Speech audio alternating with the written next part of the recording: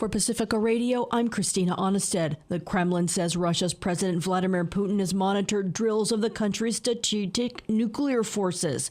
This comes as Ukraine and Russia charge each other of nuclear weapons plans. Eileen Alfandary has more. Ukrainian nuclear officials said they assumed Russia was preparing a terrorist act using nuclear materials and radioactive waste stored at Europe's largest nuclear power plant at Zaporizhzhia.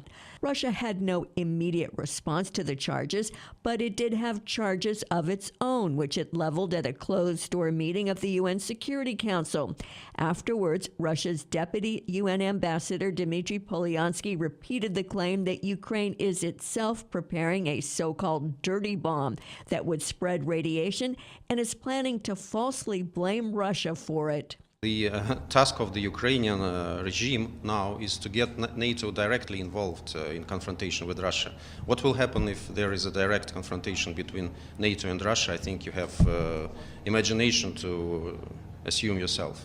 A reporter asked President Biden what the U.S. response would be if Russia spread radiation through a dirty bomb or used a tactical battlefield nuclear weapon in Ukraine. Russia would be making an incredibly serious mistake. Ukraine has invited the UN's International Atomic Energy Agency to inspect the labs where Russia charges the Ukrainians are assembling a dirty bomb.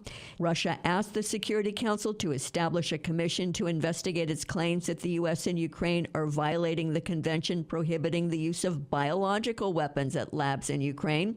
That proposal will be discussed at the UN Security Council on Thursday. I'm Eileen Alfandary for Pacifica Radio. Russia has targeted more than 40 villages around Ukraine over the past day, killing at least 2 more people, forcing many into bomb shelters. Former Black Panther and journalist Mumia Abu-Jamal gets a new hearing in Pennsylvania today whether he should get a new trial after presenting new evidence that counters his conviction for killing a police officer more than 40 years ago.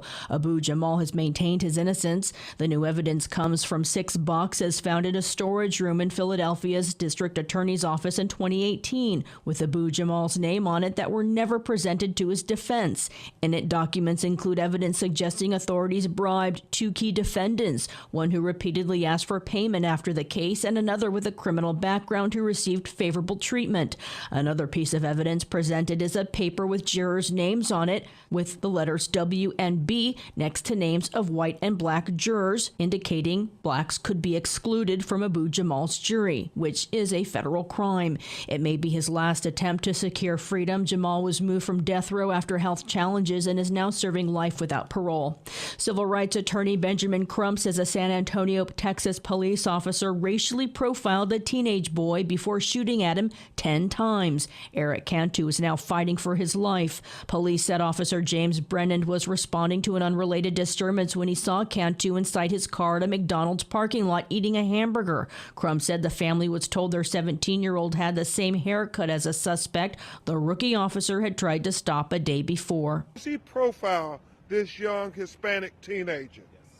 There's no question about it, about what the officer said from his own words. It was a Hispanic kid with a bowl-shaped haircut. That's it.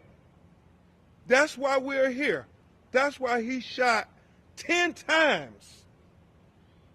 10 times. Police said Brennan violated his training and police procedures when he advanced on the car, opened the door, and told Cantu to get out. Cantu tried to back up and drive away from the car with the door open. Brennan opened fired. After the shooting, the San Antonio officer was fired and charged with 2 counts of aggravated assault by a public official. Cantu's mother says she doesn't know how many times her son was shot, but he was wounded in the stomach, diaphragm, lungs, liver, and arm. She said 4 bullets were found in his body, including one lodged near his heart.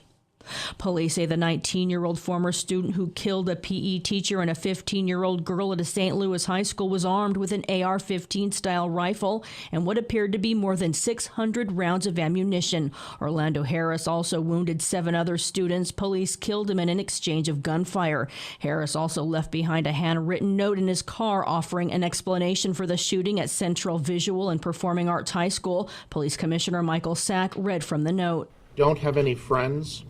I don't have any family. I've never had a girlfriend. I've never had a social life. I've been an isolated loner my entire life. This was the perfect storm for a mass shooter." End quote. So in reading this, we could see, some of what's going on inside his mind. He feels isolated, he feels alone, quite possibly angry and resentful of others who have what appeared to him to be healthy relationships, and so a desire to lash out. A database of school shootings reports this year's total has hit record highs. The K-12 school shooting database reports 257 school shootings so far this year. That's 7 more than all of last year, which was an all-time high then.